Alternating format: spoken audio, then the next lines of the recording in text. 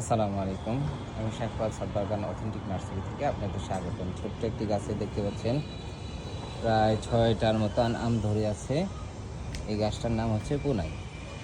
৩টা ২টা ৫টা। এই গাছটার একটা বিশেষত্ব হলো গাছের যখনই নতুন পাতা আসার কথা তখনই সে আম নিয়ে বের হয়। এটার এই গাছটারে বড় করতেই অনেক কষ্ট হয়ে যাচ্ছিল। তারপরে আমি দিলাম, মেয়ে বাবা তুই হ তোর মতনই। তো এই তো দেখতে পাচ্ছেন তার রূপ, সে ফল ধরে যাচ্ছে।